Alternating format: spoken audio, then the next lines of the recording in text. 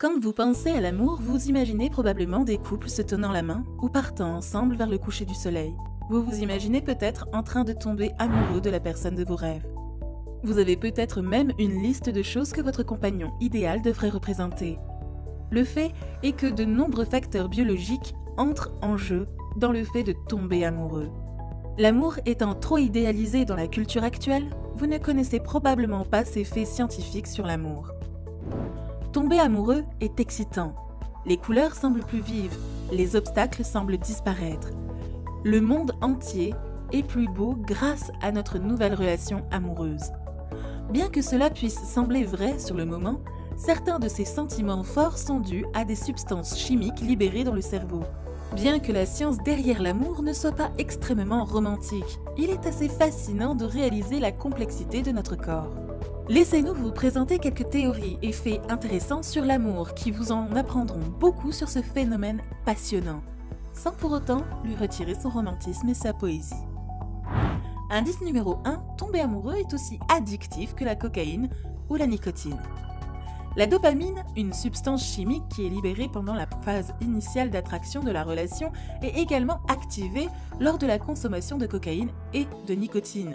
Elle vous procure cette bouffée de plaisir et de bonheur qui rend ces drogues si addictives.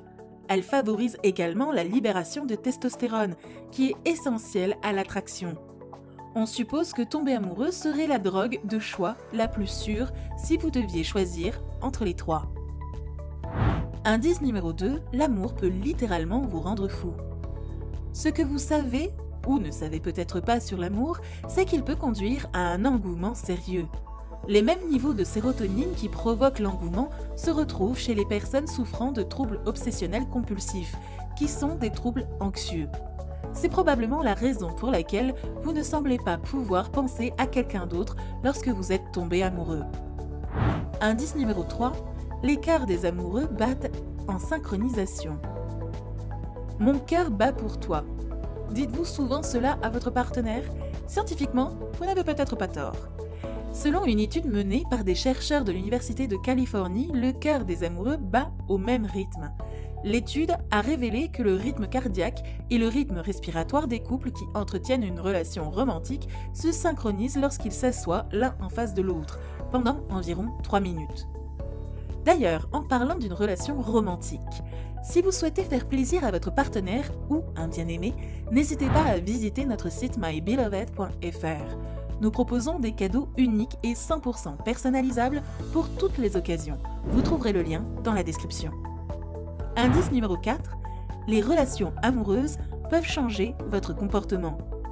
L'amour a le pouvoir de modifier le comportement des partenaires d'une relation.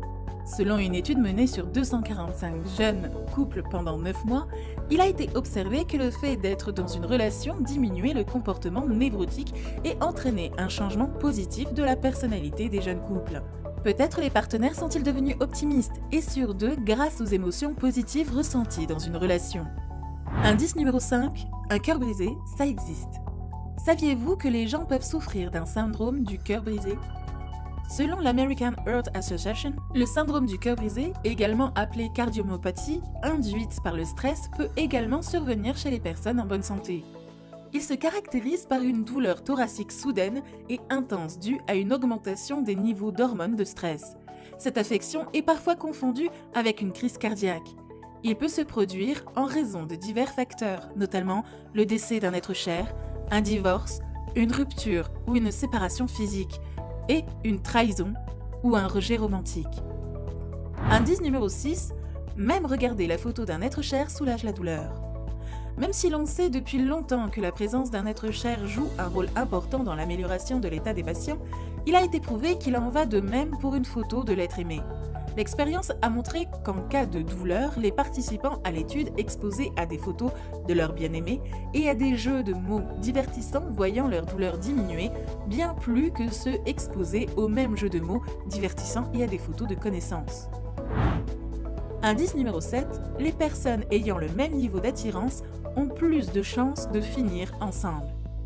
De nombreuses recherches psychologiques et sociales suggèrent l'existence d'un schéma significatif lorsqu'il s'agit de nouer des relations amoureuses.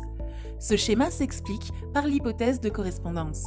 selon laquelle les gens sont davantage attirés par ceux qui partagent le même niveau d'attractivité. En d'autres termes, ils sont socialement désirables de la même manière, et même si l'un des partenaires n'est pas aussi attirant que l'autre physiquement, ils ont tendance à compenser par des qualités que les autres recherchent socialement, comme la gentillesse et l'intelligence. Indice numéro 8, l'amour vous fait perdre votre concentration. L'amour peut vous rendre moins productif. Même si la maladie d'amour n'a pas donné lieu à un diagnostic spécifique, des études scientifiques montrent que l'amour fait perdre de la concentration. L'amour passionné semble conduire à une moindre efficacité dans les performances individuelles.